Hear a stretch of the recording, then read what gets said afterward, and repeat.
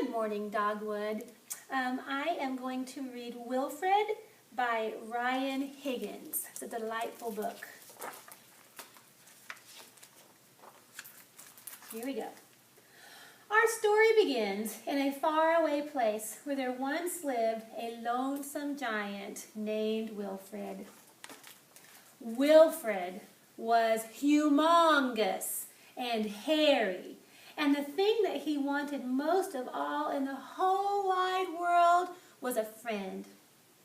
One day, Wilfred came across a little town with little people in it. These little people were very unusual. They didn't have a single hair on their heads, not even the ladies. In this odd little town, there were little bald children playing. Wilfred wanted to join them. So he did. And they all ran away. Ah! Except one brave little boy who said to the big hairy giant, "Sit!" And Wilfred did. Said the boy. "Stand on one foot." And Wilfred did. "Play golf." And Wilfred did. "Play the ukulele." And Wilfred did. "Do my math homework." And Wilfred did. "Reenact the Battle of Waterloo." And Wilfred did. The little boy and the big hairy giant had so much fun that they decided Wilfred would come back the very next day. Meanwhile, the little bald townspeople watched as the big hairy giant lumbered away. They wanted hair too. And with winter coming fast, they wanted it soon. So the little bald people in the little bald town came up with a big and nasty idea. When Wilfred came back the next day, a few of the little bald people stopped him and told him that big hairy monsters were not allowed in their little bald town. If he wanted to visit, he'd have to stop being big or to stop being hairy.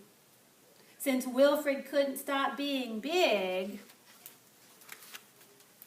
the only thing left for him to do was to stop being hairy.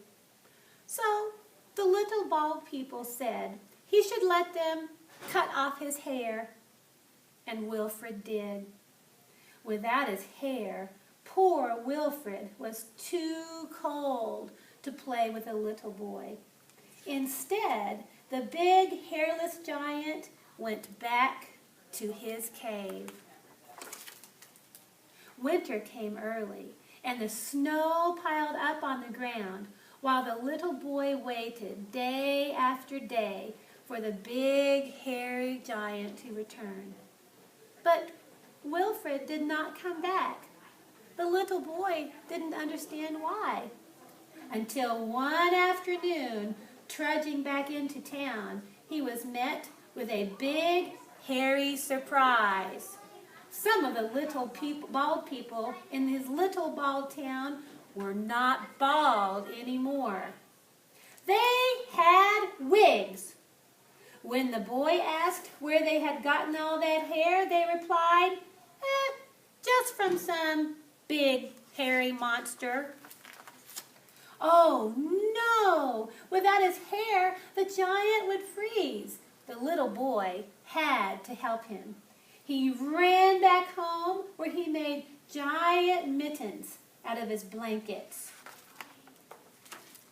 Then the little boy went to find Wilfred.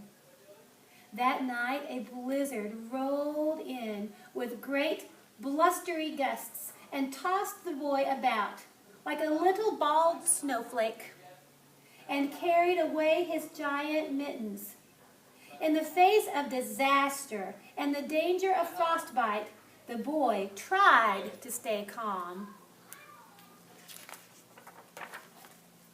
The snow fell and the winds blew through the night, And the next morning the town awoke minus one tiny member. The boy was missing. The town sent out a search committee. They looked and they looked and they looked for the lost little boy. Thank you. Until at last they found him, safe and warm. Because in the night, when the boy was lost, he had shouted, "Please save me!" And Wilfred had. The little townspeople felt sorry. This creature wasn't just a big hairy monster, he was a hero, and he needed their help. They covered Wilfred in blankets and made a big fire to help him get warm. Then they took off all their wigs and sewed them back together into a great big hairy suit for Wilfred to wear. And that's how Wilfred came to have a zipper and a smile and a very best friend.